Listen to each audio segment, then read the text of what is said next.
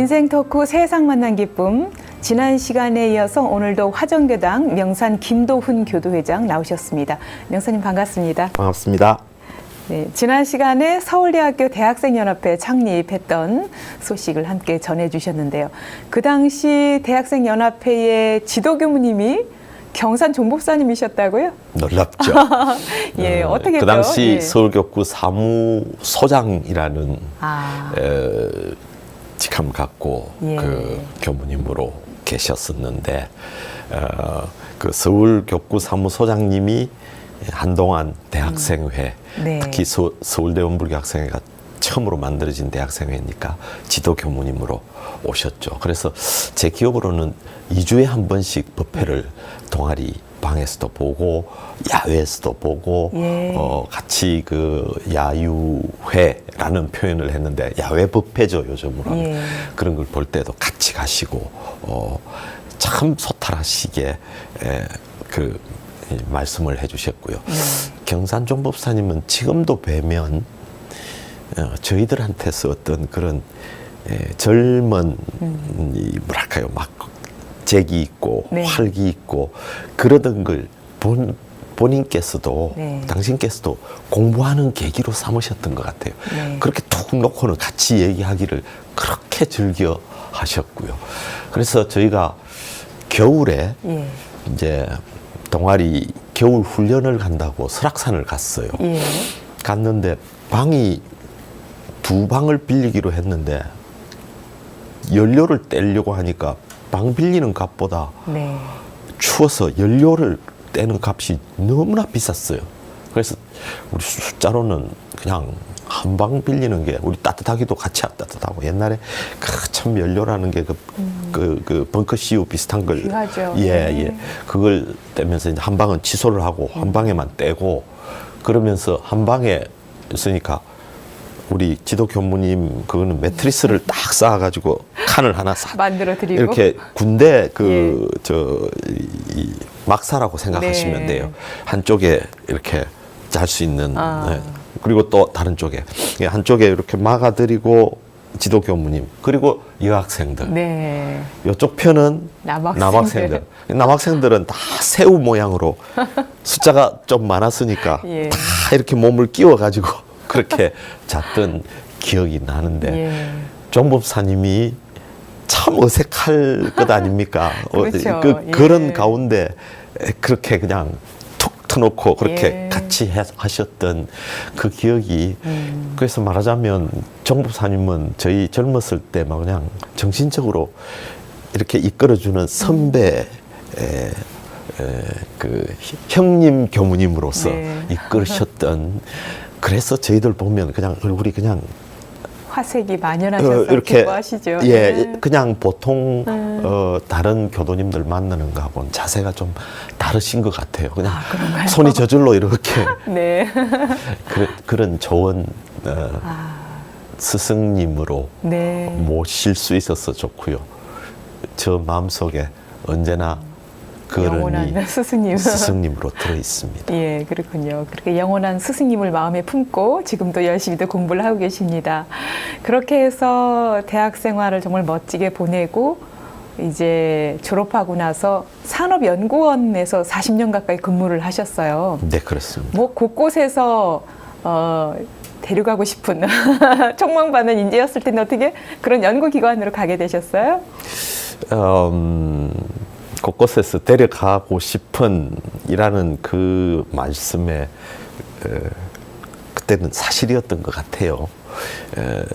그 당시 우리나라 경제가 굉장히 빨리 예. 성장하던 단계였으니까 인재를 모셔가고자 하는 곳이 많았었습니다. 네. 말하자면 특히 막 자기들 사업이 커가는 대기업들에서 그래서 저도 현대라는 곳에 예.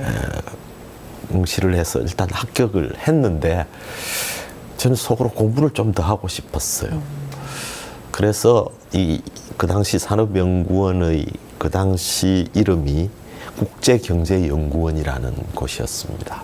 그 국제경제연구원에서는 들어가면 연구원 활동을 일정 기간 하면 공부하는 길을 열어준다 해서 우리 그 은사님의 지도를 받아가지고 예.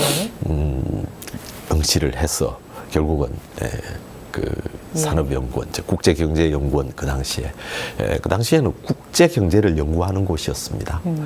그 이후에 이제 예. 이렇게 국제경제 무역하는 연구는 딴 곳에 주고 산업을 주로 중심으로 연구하는 기관으로 바뀌었지만 산업연구원 혹은 그 당시 국제경제연구원은 좀 이렇게 전문 용어를 쓰면 정부 출연 연구기관이라고 합니다. 네. 정부가 이 연구기관들이 연구할 것을 이 재원을 말하자면 예산을 정부의 돈으로 다 네. 지원을 합니다. 예. 그러면 정부가 그 분야에서 필요한 우리나라가 필요한 어떤 것들을 연구를 해야 되는지 정부하고 의논을 해서 그 과제를 네. 이렇게 결정하고 그 과제들을 어느 누가 해야 될 건지 물론 네. 본인들이 이렇게 신청도 하고 해서 그게 다 맞아떨어지면 그렇게 과제를 연구하는 곳인데요. 그래서 말하자면 국가의 그 당시에는 무역진흥 수출을 많이 하고 국제적으로 무역을 많이 이렇게 권장을 하는 그런 연구를 많이 했고요. 그래서 국제경제 제도나 이런 걸 굉장히 많이 연구를 했습니다. 제가 서울대 무역학과를 졸업했으니까 네. 그 길도 맞다고 생각해서 들어갔었고요. 지금은 이제 산업연구원은 우리나라 산업 발전을 위해서만 우리나라 산업 발전은 무역하고 뗄래야 뗄 수가 없습니다. 무역이 잘 돼야 수출이 잘 돼야 산업이 발전되니까 그런 연구를 하는 기관입니다. 그런데 제가 좀 농담을 합니다. 아까 말씀하실 때 40년 가까이라는 표현을 했는데 연구원에 들어가는 걸 흔히들 그 회사에 들어가면 입사라 하지 않습니까? 그렇죠. 연구원에 들어가니까 입원 했습니다. 제가 입원. 79년 대학 졸업하자마자 예. 입원해가지고 병이 깊어서 37년여를 결국은 그 연구원에서 계속 일하다가 예. 결국은 원장까지 하고 네. 졸업을 했습니다. 아, 그렇군요. 네. 1979년 입사했으니까 그야말로 우리나라 경제 발전의 과정을 온몸으로 겪었던 시기가 아닐까 그런 생각 들어요. 그렇습니다. 우리나라가 그때까지만 하더라도 연 평균 경제 성장이 10% 정도 됐었습니다. 예. 굉장한 성장률을 보였죠. 그러면서도 모든 사람들이 우리나라가 뭘 좀 더 잘해야 될지를 항상 고민하고 선진국들이나 혹은 우리보다 조금 앞서 나가는 나라들, 일본 그 당시, 대만, 네. 독일 이런 나라들의 어떤 정부 정책이라든지 그 무역을 진흥하기 위해서 노력한 그런 걸 항상 비교하면서 그렇게 그런 걸 연구를 하고 했던 것 같아요. 예. 국제 그 경제 시스템도 연구를 했지만 다른 나라들이 우리가 꼭 이렇게 배워야 될 요즘 유식한 말로는 벤치마킹이라고 표현을 합니다. 그런 모범 케이스들을 이렇게 연구를 하는 그런 연구를 꽤 열심히 했고요. 제가 놀랍게도 일본 전문가였었습니다. 네. 그 당시는. 네. 제가 일본 말을 조금 읽을 줄 알고 일본 경제신문이나 이런 걸 그냥 사전 없이 줄줄줄 읽으니까 네. 그래서 일본 전문가로 예. 연구를 시작했었죠. 네. 당시 중요한 어떤 경제 정책이라고 할까요? 어떤 것들이 있었을까요? 우리나라가 그때까지도 무역에서는 수출을 굉장히 잘 하기는 하는데 수출을 많이 하면 할수록 지금은 우리나라는 수출을 훨씬 많이 하고 수입을 적게 하기 때문에 이 상황을 싫어하는 나라들이 좀 있습니다. 네. 아마 웃으시는 걸 보면 미국 같은 나라도 염두에 들어오고 그럴 텐데 우리나라는 그 당시까지만 해도 수출을 늘리려면 모든 걸 수입해 와가지고 만들어서 수출을 했었어야 됩니다. 네. 그러니까 기계도 수입해야 됐죠. 공장을 지으려면 공장 설비도 수입해야 됐죠. 그다음에 우리가 만드는 물건 안에 들어가야 할 소재라는 예를 들자면 옷을 만들려면 섬유 소재, 예. 그러니까 합성 수지라고 했습니다. 그런 것도 수입을 했죠. 그리고 라디오라든지 텔레비전 같은 걸 조립할 때는 네. 부품들도 다 수입을 했었어요. 그러다 보니까 적자가 대단했었습니다. 네. 무역 적자가 굉장히 우리나라가 무역 적자를 겪고 특히 일본의 무역 적자가 심각한 문제였죠. 네. 그래서 늘 빠지지 않았던 그 이 정부 정책으로서 중요한 이슈가 네. 우리나라 국제 수지를 개선하는, 네. 그리고 일본의 일본에 대한 무역 적자를 어떻게 하면 줄일 수 있을 것인가. 네. 이게 두 번째 중요한 주제였고요. 세 번째로 아까 제가 말씀드렸다시피 이런 나라들이 어떤 모범 케이스를 했는지 연구하는 그런 것들이 중요한 네. 과제였던 것 같습니다. 예, 그렇군요. 그런 과제를 또 끊임없이 실행을 하면서 평생을 바친 이 산업연구원의 원장을 지내셨습니다. 산업연구원 원장 취임할 때 마음에 담았던 어떤 소망이라고 할까요? 어떤 것들이 있었을까요? 산업연구원은 다른 국책연구기관들에 비해서 제가 이렇게 이제 원장 되기 전에도 이렇게 활동을 해봤을 때 좀 국제적 감각이 모자랐었어요. 그래서 저는 첫 번째로 우리 연구원을 좀 국제화하자. 그래서 국제적인 세미나도 많이 열고 이렇게 연구원들이 국제적 케이스를 보러 가는 그런 출장을 굉장히 장려하고 안목을 많이 넓히기. 네, 안목을 넓히기 위한. 실은 이게 산업 분야에 굉장히 깊이 있게 전문가가 되고 나면 잘 움직이고 싶지가 않은 것 같아요. 왜냐하면 자기 전문 분야에는 다 말하자면 자기가 최고의 전문가가 돼버리니까 아름아름 되는 사람 몇 사람들하고만 다 이렇게 연결이 돼가지고는 연구를 하는 그런 스타일이 돼서 첫 번째 국제적으로 안 움직이고 두 번째는 국내에서도 다른 시각을 가진 사람들의 생각을 잘 들으려고 하지를 않았었어요. 그래서 네트워킹을 만들어라. 거기에 대해서 이 과제를 진행하는 가운데 필요한 그런 아주 가까운 전문가들만이 아니고 네. 예를 들자면 이 기업의 대표도 그렇고 뭐 정부 대표도 그렇지만 전문기관의 대표들 이런 사람들하고도 만들고 심지어는 노동자 단체들하고도 이렇게 모든 의견을 좀 수렴할 수 있는 그런 노력을 하라고 제가 많이 강조를 했고요. 습관이 잘 바뀌기는 힘들었습니다. 네. 왜냐하면 그렇게 연구를 하는 습관이 붙고 나면 안 움직이고 내 자리에서 더더구나 요즘은 그렇게 컴퓨터에 앉아서 거의 세계의 모든 정보를 다 입수할 수 있으니까. 네. 근데 저는 그런 컴퓨터에서 얻어지는 그런 정보는 연구의 절반에 해당되고 정말 살아있는 정보는 현장에서 그런 현장의 전문가들, 정책 전문가들, 그리고 이해 관계자들 이런 사람들의 얘기를 같이 듣는 것이 연구를 진정으로 좀 수준을 높이고 거기다 더 이제 꽃을 활용 점정을 한다면 국제적 감각을 보태면 연구의 질이 확실히 높아질 것이다 하고 생각이기 때문에 굉장히 그 부분에 노력을 했는데 쉽게 제가 목표를 한 수준까지는 쉽게 달성되지는 않았습니다만 문화는 꽤 많이 바꾸었죠.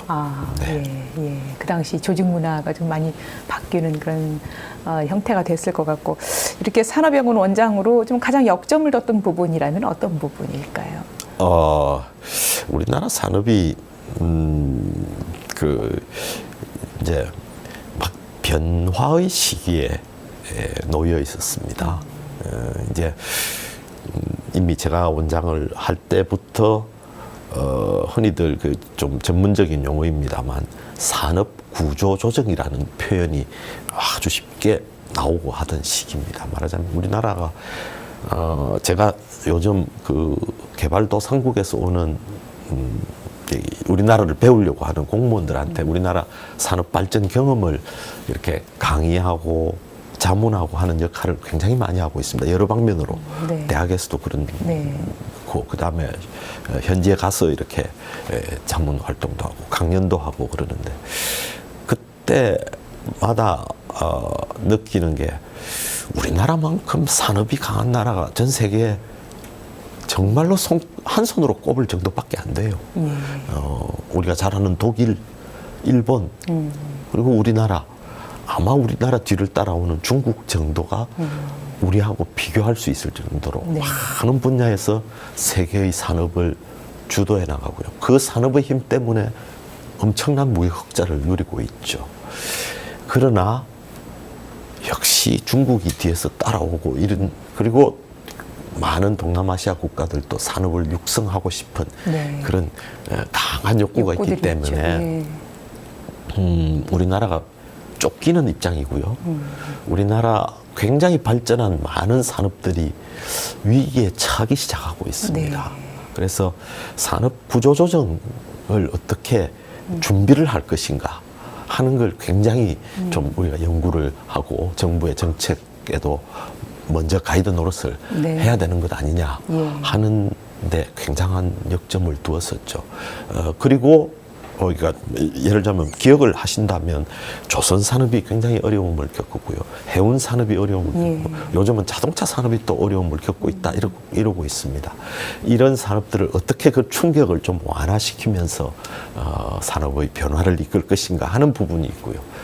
또 하나는 새로운 산업을 열어가는 일. 이게 우리나라는 굉장한 숙제가 돼 있습니다. 이 부분에서는 전 세계에서 산업이 그렇게 강하지 않다고 생각했던 미국에서 네. 새로운 산업 열어가는 데는 아주 세계 넘버원입니다. 네. 실리콘밸리라 하면 거기 뭐 우리가 많이 아는 구글, 애플, 뭐 전기 자동차를 만드는 회사, 온갖 우버, 뭐 에어비앤비 이런 모든 회사들이 페이스북 이런 회사들이 거기서 다 태어나고 있죠. 네. 새로운 형태의 산업을 만들고 있는 겁니다. 그런 걸 우리나라에서도 어떻게 만들 것인가 하는 것도 굉장한 우리의 숙제였고요. 네. 거기에 이제 연구 과제로서도 많이 좀 장려도 했고, 저 개인이 예를 들자면 신문이나 혹은 방송이나 출연해서 강조하는 분야이기도 하고 네. 그랬었습니다. 예, 그렇군요. 앞으로도 뭐 여러 가지 과제가 참 많다는 생각이 듭니다. FTA 전문가로 활동하면서 동아시아의 경제 통합 필요성에 대해서도 얘기를 해주셨는데, 이런 경제 통합을 원불교의 일원주의 또 대세계주의와 연결을 한다면 어떻게 좀 설명할 수 있을까요? 저는 그 얘기가 나올 때마다 우리 대산 종사님이 그 삼동윤리를 얘기를 하시고는 꼭 그 시장 통합, 국제 시장 통합을 꼭 얘기를 하셔요. 세계 시장 통합. 이게 FTA 정신이 세계 시장의 통합이에요. 우리 대종사님이 그 시장에서의 참 의도하지 않고 각자 자기 이익을 위해서 왔는데도 그 시장에서 많은 사람들이 다 각자 만족을 얻어서 돌아가는 것이 시장의 힘이거든요. 실은 시장의 힘은 그것입니다.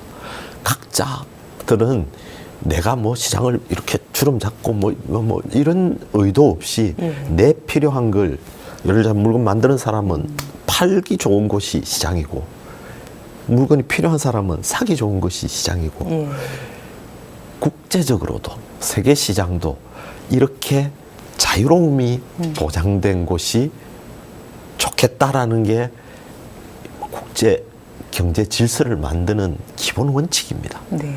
그래서 그게 자유무역이라고 하고, FTA를 우리말로 번역을 하면 한 자유무역 협정입니다. 네. 그 자유무역 협정을 국가들끼리 맺으면 서로가 필요한 걸 더 자유롭게, 더 많이 이렇게 서로 나눌 수 있다. 그 정신이 네. 아마 대산종사님은 그런 경제적으로 그렇게 자유롭게 시장 통합을 만들어 놓으면 사람들의 정신도 서로 다 다 다른 정신을 갖고 있을 것 아닙니까? 네. 그런데 그 정신이 저절로 통하는 사람이 정신만 가지고 통해 가지고 뭘 이렇게 이룰 수 있다.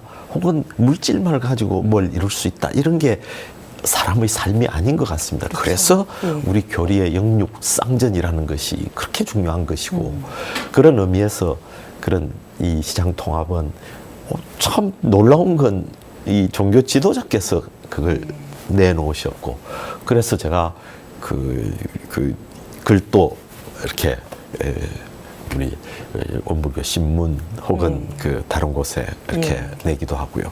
FTA 정신에 대해서 교무님들 모였을 때 훈련할 때 가서 제가 강연을 하기도 하고 한국, 중국, 일본을 비롯한 나라들이 마치 유럽의 EU라는 유럽연합이라는 게 만들어진 걸 만드는 꿈을 꾸었죠. 아주 최초로 꾸기는 뭐 일본이라든지 뭐 이런 성각자들이 좀 꾼 게 있지만 노무현 대통령이 그걸 굉장히 원했던 것 같아요. 그래서 아예 동북아시아 중심 위원회라는 걸 대통령 직속으로 만들고 굉장히 역점을 두고 추진하기도 했었던 것 같습니다. 그 정신은 뭐 그 이후의 정부들이 뭐 진보 정부가 보수 정부로 바뀌고 이랬다 해도 그건 맥맥히 이어졌던 거고요. 그건 우리나라의 필요성 때문에 무역을 하지 않고는 우리 경제가 살아가기가 어렵다는 것 때문에 맥맥히 이어져 오는 것 같습니다.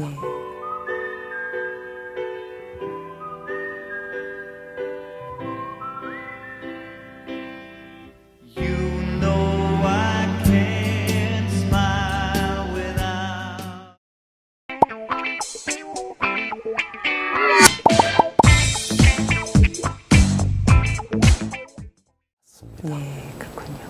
그렇게 오랜 세월 또 경제 전문가로 사회 활동을 하면서 늘 우리 원불교 정신, 원불교 교리를 또 마음 바탕에 표준을 삼고 아마 활동을 하셨을 것 같아요. 네, 그렇습니다. 어떻습니까? 평소에 어떤 우리 원불교 교리 신념이 또 작용을 했을까요?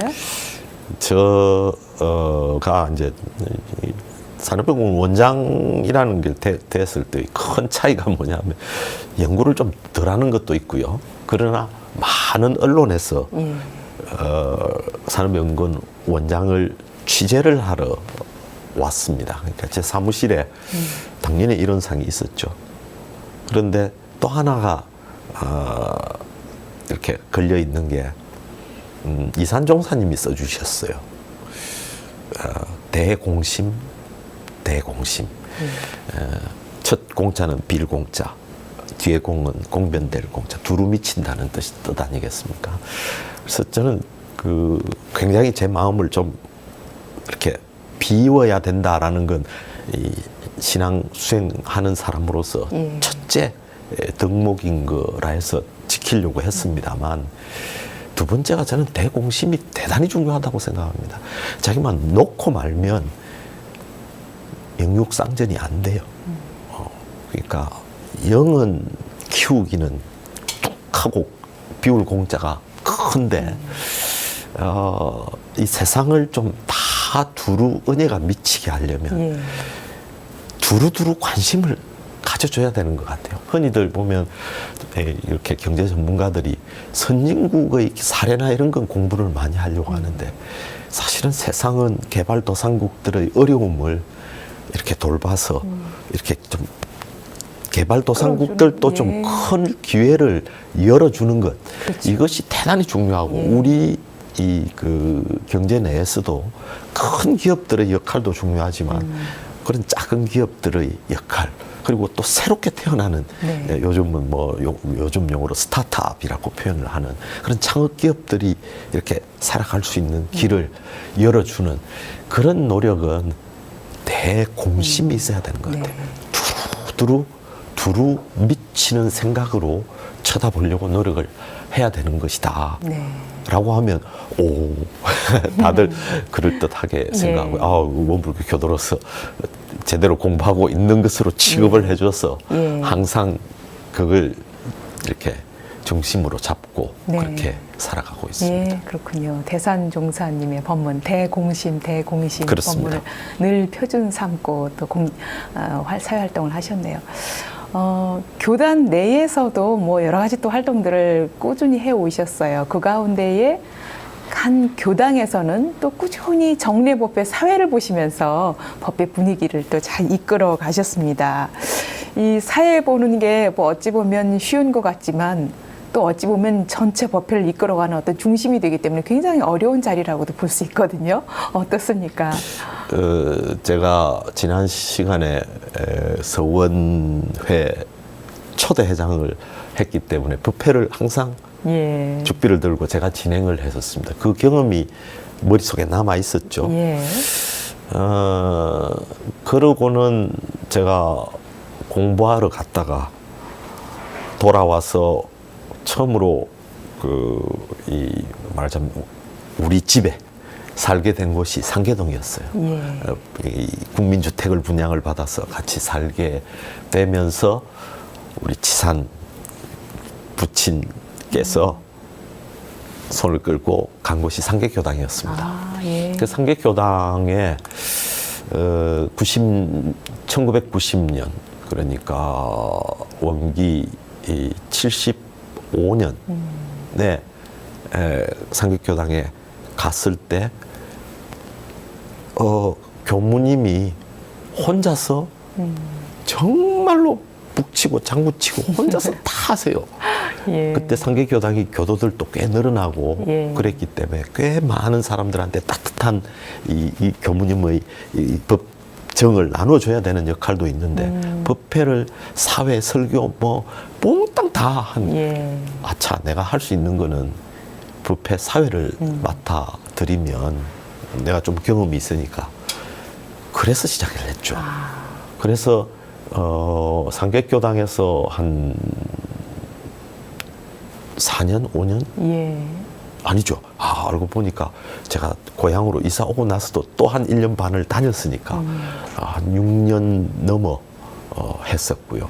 화정교당에 오고서도 또 했으니까 10여 년을 예. 그렇게 지금은 이제 다른 분들이 법회 사회를 맡고 있는데 법회 사회라는 것의 저는 큰 장점이 몇 가지 있다고 생각합니다. 이렇게 신앙생활을 위해서도 시간을 남들보다 맞춰서 앞에 가야 돼요. 그렇죠.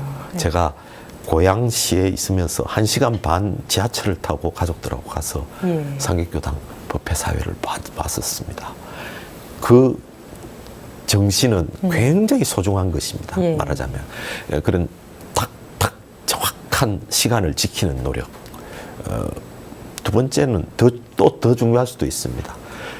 법회 보러 가는 날 아침에 사회가 설명 기도문을 준비를 또 하셔야죠. 준비를 합니다. 예. 그래서 어떤 의미에서는 일주일간 공부했던 것, 세상이 돌아가는 것에서 느낀 걸 항상 일요일 아침 일찍 일어나서 네. 그 정리해가는 그것이 신앙생활에서 저는 굉장한 힘이었다고 생각합니다. 네.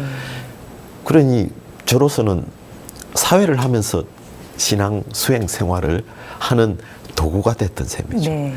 근데 또 하나의 보탬이 있었어요. 정말 아까 제가 말씀드린 대로 어떤 세미나의 좌장을 한다든지 혹은 오늘 이렇게 TV에 나와서 그래도 말을 생각해가면서 제법 조리 있게 말을 하는 이 능력도 예. 저는 10여 년의 그 법회 사회, 법회 사회를 하면 대단히 흘러가는 예. 교도님들의 분위기, 이 교무님의 말씀, 제가 또 그걸 좋아했었습니다. 교무님의 이 설교 말씀이 있고 나면 제가 표현으로는 아유 또 사족을 달고 싶습니다 하고는 실생활에 그것을 어떻게 적용하면서 우리가 살아가야 될 것인지에 대해서 한 1, 2분 코멘트를 제가 하는 걸 즐겨 했었습니다. 교도님들도 좋아했고요. 그런 것이 제 사회생활에서의 능력이죠. 세미나에서 좌장을 하고 발표하고 그리고 청중을 향해서 탁탁 눈을 보면서 설득력 있게 예. 말을 한다는 것이 그것이 그냥 얻어지는 게 아니라고 저는 생각합니다. 그래서 저는 항상 농담을 합니다. 나는 프로페셔널입니다. 10여 년을 원불교 법회 사회를 본 사람인데 나는 보통 사람이 아닙니다. 하고 큰 소리를 빵 치거든요. 예. 실제로 제가 이렇게 세미나 사회나 자장을 했을 때의 평가는 항상 매우 좋은 그런 결과를 보면 그것이 영육상전인 것 같고요. 불법시 생활, 생활시 불법이 이루어진 게 아닌가 하는 그런 생각을 해봅니다. 예, 그렇군요. 사실 이제 정례법회가 뭐 사회만 잘 본다고 또 이루어지는 건 아니지만 이 원불교 그 법회에서의 사회의 역할 이런 것들이 또 굉장히 중요하다는 생각이 드는데 어떻게 좀 자리 잡았으면 하는 바람 같은 것도 있을 것 같아요. 이제 흔히들 사회를 볼 때 뭐랄까요,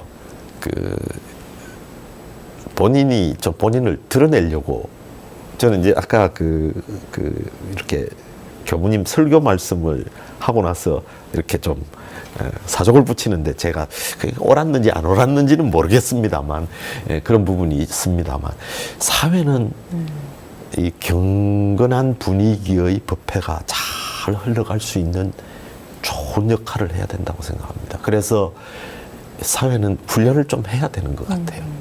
목 닥치는 것이라든지 그리고 경건한 마음으로 모두의 마음을 모으는 설명 기도를 만드는 그런 훈련도 좀 해야 되고요. 교무님하고 같이 그런 경건한 분위기를 만들어 가야 법회의 가장 중요한 첫 번째 부분이 일주일 동안 굉장히 좀 이렇게 세파에 시달린 영성을 갖고 오신 분들이 이렇게 참 안정되는 분위기에 같이 이렇게 몰입할 수 있는 그런 역할을 해주는 것이 사회로서의 첫째 덕목인 것 같고 그러고 그 다음에 이제 설교가 되고 나면 안내를 잘하는 무슨 교당에서 무슨 일이 일어나고 있고 이 법문을 가지고 우리가 어떻게 살아가야 될 것인지 안내를 좀 해주는 역할까지 한다면 더 훌륭한 사회가 되지 않을까 싶은데 저는 첫째 부분이 더 소중하다고 생각합니다.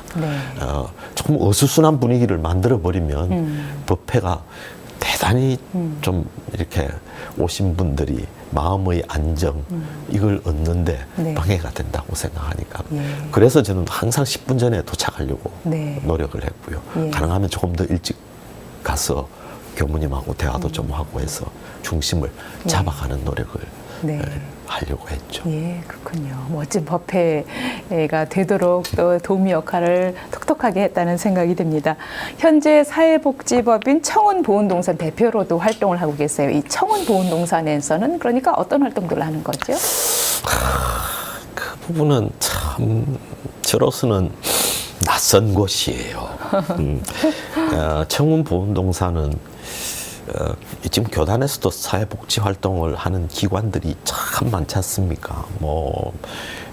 삼동회 같은 경우는 굉장히 많은 기관들을 이렇게 운영하면서 굉장히 이 정신을 잘 살려내고 있다고 생각합니다. 저는 우리 원불교 교단이 교화, 그다음에 자선, 사회복지, 봉공, 그리고 교육 이걸 다 아우르는 교단으로 크겠다 하고 처음부터 목표를 세운 게 굉장한 원불교 교단을 건전하고 어느 누가 평가를 하더라도 좀 훌륭한 종교 교단이다라는 평가를 받게 한 기둥이라고 생각합니다. 그래서 역점을 두고 많은 걸 했고요. 힘이 모자랄 때도 저는 늘 예를 들는데 정산 종사님이 6.25 전쟁 이후에 많은 피해를 입은 전제 동포들을 구호하는 사업을 서울역과 하고 익산역 앞에서 펼친 그게 저는 그 정신이 이렇게 맥맥히 기본 정신으로 왔다고 생각하고요. 그래서 사회복지라는 것이 굉장히 중요하다 했는데 저는 경제 전문가이기 때문에 복지 쪽은 딴 분이 열심히 하시고 저는 따로 이렇게 경제 전문가로서 역할을 교단에 기여를 하면 되겠지 해서 이제 각종 위원회 그렇게 참여해 왔었는데 아마도 몇몇 어른들이 그 교단의 기본 정신 중의 3대 기둥 중의 하나를 당신 안 하고 갈 거야 하는 느낌으로 아마 저한테 일을 처음으로 준 것 같습니다. 이 청운보온동사는 청운회, 예. 그 원불교의 그 대외 뭐랄까요, 제가 교도들의 이 단체를 만들어서 대외적으로 원불교 정신을 포양하고 그리고 사회 활동을 하기 위해서 만든 단체 청운회가 사회복지 활동을 하기 위해서 설립한 법인이에요. 그래서 꽤 많은 기관들을 운영을 하면서 사회복지 정신을 이렇게 키워나가려고 하는데 우연히 저 보고 별로 많이 일하실 거 없습니다 하고 속된 말로 꼬셔서 그래서 작년 저 7월인가부터 예. 맡아서 예. 하게 됐습니다. 그런데 아무래도 경험이 덜하니까 사회 그 청운보온동산의 역할을 해주시는 좋은 역할을 해주시는 사회복지 분야에 경험이 많으신 두 분 교무님의 이 법인 이사회 때 예. 두 분 교무님이 예. 큰 역할을 하고 계십니다. 그런 분들의 도움을 받아서 운영하고 있습니다. 네, 좀 생소한 분야지만 그래도 그곳에서 또 나름대로 또 여러 가지 보이지 않는 새로움을 발견하고 네, 있죠. 역할을 또 하고 계시는 생각이 들어요. 예, 그 주로 이렇게 서울의 북쪽에서 예. 노원구, 저 쌍문구 이런 곳에서 이 좀 소외된 복지 혜택이 필요한 복지 혜택이 필요한 곳에 예. 노인, 뭐 장애, 예. 그리고 요즘은 다문화 가정 뭐 이런 역할 그런 부분을 하는데 역점을 둔 기관을 하나 노원구로부터 수탁을 받아서 운영을 하고 있고요. 네. 그리고 꽤 많이 어린이집을 운영을 수탁을 받아서 하고 있습니다. 묘하게 제가 살고 있는 분당구에도 분당교당이 주력이 돼서 만든 역시 복지관하고 어린이집이 함께 운영되고 있는 것도 역시 청운보온동산에서 관리를 하고 있는 그런 상황이죠. 그래서 사실은 제가 더 많이 배웁니다. 네. 물론 뭐 이제 제도나 이런 걸 좀 바로 잡기 위한 노력도 많이 하고 그렇습니다만 그 사회복지의 정신을 오히려 그런 경험 있는 분들하고 그리고 네. 그곳에서 일하는 분들하고 호흡을 맞추면서 배우고 있는 셈이죠. 네, 그렇군요. 이렇게 명사님 뭐 복지 분야까지 산업 전문가, 경제 전문가에서 복지 분야까지 이렇게 두루두루 교단 안팎으로도 큰 역할을 하고 계신데 지금 이렇게 돌이켜 보면 명사님이 그동안 신앙생활하고 또 여러 가지 사회생활을 하면서 뭐 크고 작은 또 경계들도 많았을 거고요. 또 하나하나 극복해 가면서 큰 공부심도 발휘했을 거란 생각이 드는데 어떻습니까? 가장 보람차고 기뻤던 그런 순간들 어떤 부분들이 있었을까요? 보람찬 순간이라 하면 뭐 여러 각도에서 시각에서 볼 수가 있을 것 같습니다. 뭐랄까요, 뭐 원불교의 정신을 그래도 이렇게 낯선 사람들한테 왜 원불교 교단이 이 한국 사회에 이렇게 세상에 태어났어야 되는가 하는 필요성을 꽤 조리 있게 설명해 줄 수 있었을 때 그때 저는 굉장한 보람을 느낍니다. 네. 정말로 이렇게 좀 제가 뭐 산업병 원장도 하고 뭐 꽤 국제적 감각도 있는 사람이 어떤 의미에서는 조금 토속적인 민족 종교를 믿고 있다라는 게 좀 낯으니까 질문을 할 때 그때가 굉장히 보람이 있는 거고요. 두 번째로는 제가 보람이 있다고 느꼈던 게 법사가 선급됐을 때 굉장히 보람이 있었던 것 같습니다. 예. 그동안 제가 교단에 그래도 보온을 하기 위해서 제가 교단에 입은 저 공부의 첫 길을 열어주는 장학금을 어른님들이 주신 네. 그것만 해도 그리고 항상 그 어른님들이 저를 이 총부를 가면 예. 그 따뜻한 눈길로 그렇게 예. 봐주신 게 힘이었죠. 네. 그러니까 거기에 보완하는 노력을 꽤 했습니다. 막 네. 강연을 하기도 하고 각종 위원회에서 역할을 하기도 하고 원백성업 활동도 하고 그게 아마 바탕이 돼서 좀 일찍 비교적 일찍 예. 그렇게 언제 승급이 되신 거예요? 그러니까 한 3년 전에 아, 했던 것 같습니다. 예. 그게 보람이라면 또 큰 보람이었고요. 세 번째로 저는 꼭 언급하고 싶은 게 제가 요걸 딱 들고 왔습니다. 이게 원음합창단 서울덕구 원음합창단에 제가 참여를 해서 네. 대종사님의 그 이렇게 펼치신 뜻을 노래로 작곡한 분이 지휘를 해가지고 한 걸 대종경 한 번 하고 그 다음에 정산종사 법어하고 그 전에 이 소태산 대종사님의 생애를 하고 그렇게 3년간 원음합창단의 단원으로 활동한다는 것이 쉬운 일은 아니었어요. 그렇죠. 매주 연습 과정이 있었을 거고. 매주 연습을 예. 해야 되니까 법회 마치고 꼭 거기 가서 하고 그러고 정기 연주회를 마쳤을 때 정말로 보람이 있었습니다. 예. 저는 특히 이제 해외 출장도 가고 이러면 그 녹음한 그거를 비행기 저 공항에서 트랜짓 할 때 악보를 놓고요. 이렇게 악보를 놓고 네. 귀에 이렇게 꽂고 이러고 보고 있으면 예. 지나가는 사람들이 예를 들면 싱가포르 공항에서 예. 이렇게 다른 곳으로 옮겨 타기 전 한 2시간 동안 그걸 보고 있으면 대단한 성악가인가 보다. 아유, 그래서 제가 악보 이 가사를 네. 굉장히 열심히 잘 외워가지고 할 때 다른 분들이 그런 얘기를 많이 했어요. 이렇게 찍고 나면 이 동영상으로 찍고 나면 네. 내가 입을 착착 벌리면서 열심히 하는 게 예뻤다라는 예. 그런 말을 들었을 때 그때도 큰 보람을 네. 느꼈었습니다. 그렇군요. 연습하기까지는 뭐 굉장한 시간과 노력이 또 다해지지만 그 연주를 한 번씩 끝냈을 때 그 보람, 쾌감, 그렇습니다. 예, 신앙심도 더 또 증진이 되고. 어이구, 압도적으로 올라가죠. 그러니까 저는 그런 생각을 합니다. 우리 산업을 많이 하는 사람들이 약간 취약한 것이